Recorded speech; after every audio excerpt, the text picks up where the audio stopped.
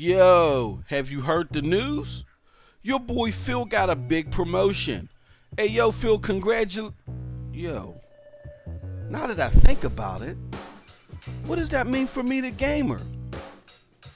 Now I'm nervous. Hey, it's your boy MM2K. I'm coming through with my new segment. It is called The Medicine. Why is it called The Medicine? Because I am here periodically dropping these pills, writing these prescriptions for y'all in the gaming community to make sure y'all head is clear to deal with all the sickness out here in the daily news, all right? So, first and foremost, let me drop the first pill on you. First pill, big news for the day. Your boy, Phil Spencer of Xbox, Microsoft, got a promotion. He is now the executive vice president of the gaming division. That means he's now reporting directly to Satya Nadella himself. There is no more red tape of bureaucracy between him and the main dude at Microsoft. He's reporting to him himself. He is on the advisory board. All right, so congratulations, Phil. All right, that's good news. You know what I'm saying? Mike, your bar, everybody else was happy for you. But me, as a hardcore gamer, I don't know yet. I don't want to celebrate too soon. You know what I'm saying? And here's why. Now, hold on. I know you, I can see your reactions out there. You're bugging. You're like, hold on, MM2K, I follow you, dude, out on Twitter. Man, you the most Xbox praising, Phil loving, Sony leg breaking dude out there, man. Now your boy gets a big promotion. He gets a seat at the table with the top dude and you're not happy? What's the deal? I'm explaining to you why. Here goes your first pill. Your boy come from somewhere, okay? I come from the financial world. Am I CEO? No. You know what I'm saying? But I'm up there in the boardrooms when they sitting there talking that bankers babble and all that Silicon Valley talk, the same talk that they talk out there in Redmond. You know what I'm saying? And I'm gonna tell you something that's really big in the American business state of mind right now that crystallizes Microsoft's problem right here in the gaming division and why Phil's promotion may not be the best thing. It's two words: reputational risk. That reputational risk word is what put Phil in this position right now.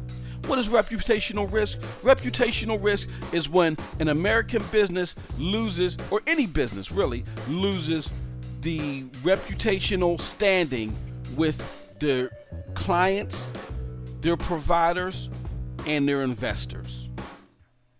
Not so much the customers, the people at the retail stores buying the goods and services, but clients. If somebody's sitting at the table with them and working and negotiating out a deal with them, like they're doing third-party services for somebody, you know what I'm saying? Like how Microsoft is doing the Havoc engine or whatever. If they got third-party clients, them, their suppliers, and their investors are the three main legs that causes reputational risk for them. And in an American business mind state right now, which is now spearheaded from what's happening in Silicon Valley, that's what businesses think of first and foremost, American businesses that is the reputational risk. When the reputational risk is bad, when you look bad with those three chains, everything must come to a halt. You must eradicate your whole business line, start anew, okay? Now, why is that a big deal with American businesses now, and particularly Silicon Valley?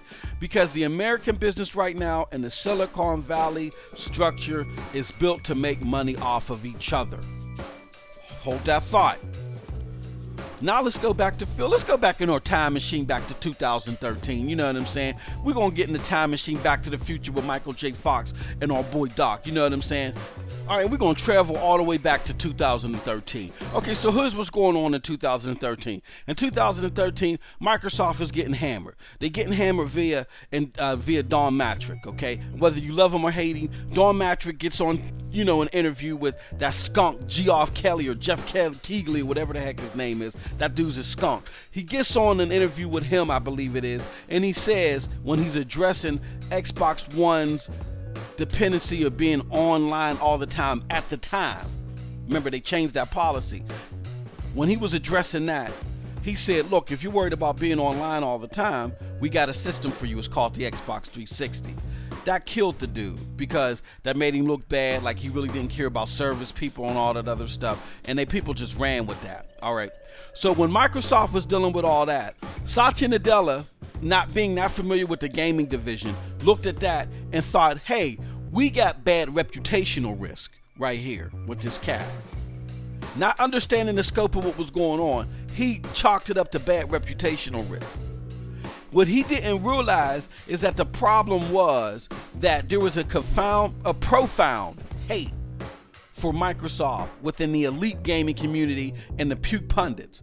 And they were looking at any opportunity to twist the screws in the side of Microsoft and kick them while they was down so PlayStation could be king again for the generation. You know what I'm saying? He didn't understand it. They miscalculated. They misdiagnosed what was the sickness. But that's why I'm here giving you the prescriptions. You know what I'm saying? Giving you that medicine. So there's no more misdiagnosis. So what they do, they think it's a reputational risk problem. They go get Phil Spencer. They look at this dude. They're like, yo, Phil Spencer's a nice guy. He plays everything. He says nice stuff about the competition. This is what we do in Silicon Valley. You know what I'm saying? We all make money off each other. There's really no competition. Twitter's making money off of Facebook. Facebook is making money off of Google. Google's making money off of Snapchat. It's just all in one big cyclical thing. You know what I'm saying? They don't really compete out there in the open. They compete behind the scenes, and they all make money off of each other, and they all sit at the table drinking their Seattle's best and having their fancy tater tots, and they're all slap happy and loving each other. And that's what Satya Nadella thought the answer was for Xbox's woes. So they hire Phil. Phil's a nice guy, says everything nice about everybody. And plus he's a gamer too. He says, okay, he got the know-how. You know what I'm saying? Let's put this dude out there. And not to say that Phil's selection was a bad thing. For the short term, it was an excellent thing. Why? Because Phil was nice. Phil was able to kill that Don Matrick noise where they were trying to make Xbox seem like a-holes. You know what I'm saying? He did do that. He effectively did that. And what Phil was also able to do is he looked at two choices. Because Satya gave him two choices. Satya was like, yo, we're going to continue on the path that we're going with these exclusives or whatever these games, or, you know, what you got this idea, you want a mid-gen console refresh? Oh, you're going to have to do one or the other. And Phil made the right choice. He went with the console. So that's why there's a lack in games, because they're not writing them a blank check. Again, this is a Silicon Valley company, but they're a company. At the end of the day, they're a Fortune 500 company. They are caring about not you, not me as the gamer, but the investors.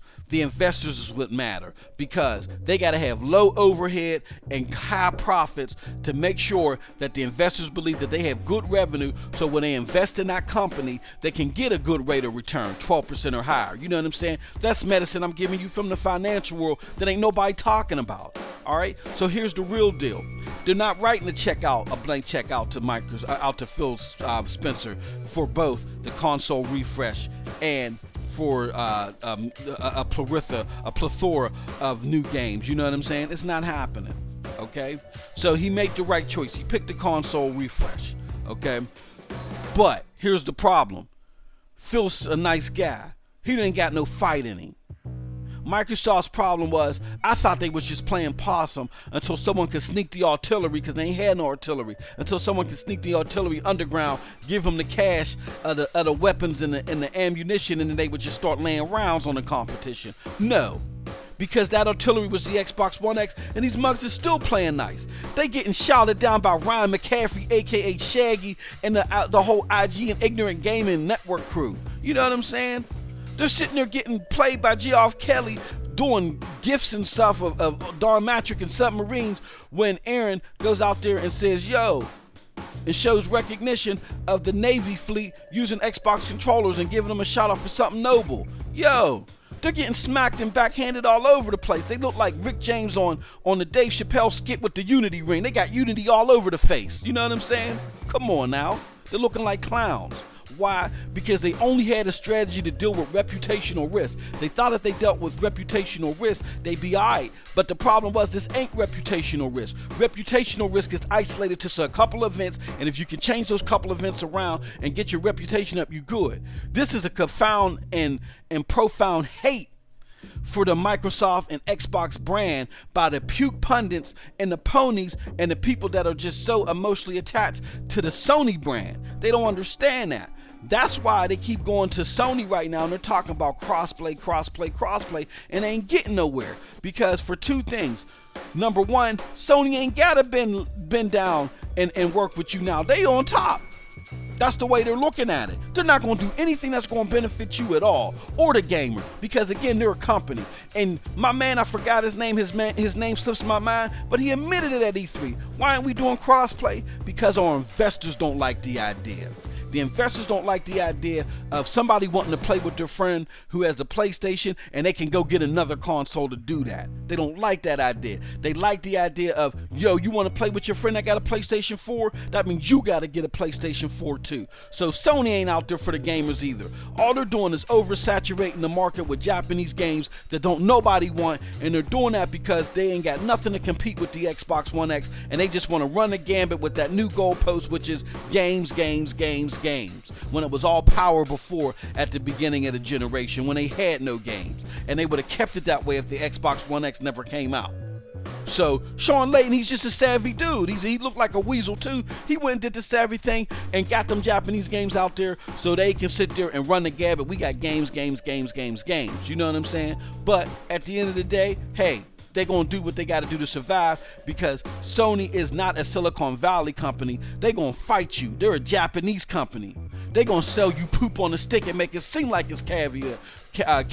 You know what I'm saying? So that's Microsoft's problem. They're trying to make money with Sony and be hand in hand and eat the special tater tots.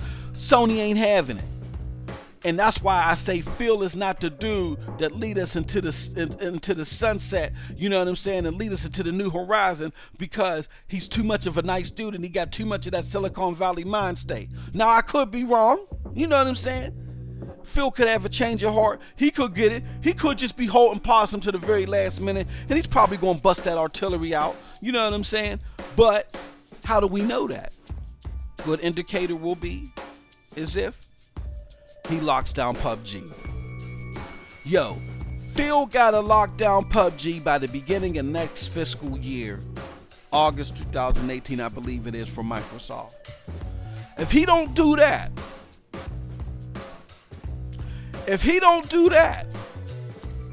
y'all in trouble.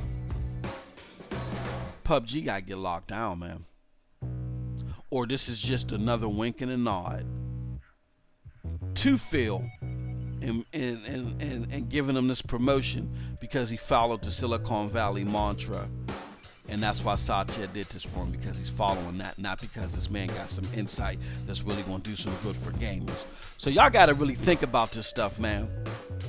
Y'all can celebrate at the 5-yard line all y'all want. I'm looking at the clock and time is running out and nobody passed the touchdown line. No one's crossed the goal line yet. We got to start seeing something happening. You know what I'm saying? Because everything that we've seen that predicated this looks like a good short-term temporary strategy, but a horrible long-term strategy. So keep your eyes open, stay sharp, and keep your medicine, man. Take your medicine. This is your boy MM2K. I want to thank you for joining me. Hey, if you like the content, follow me on Twitter, MM2K. Follow me out there on Twitch, Mighty Most 2000. You know what I'm saying? You can join me on Xbox Live. You know what I'm saying? MOS 2000. Same on Mixer. You can join me on the PlayStation Network too. Yeah, I'm there. I got my PlayStation 4 Pro. MOS _ 2001. You want some more content? Check me out with your boy TRS, the Fusion Wolf, Thursdays, Scram Punks. You know what I'm saying? We're running a pilot podcast right now. It's going to go live after November 7th. Check me out there, and there's more content out there.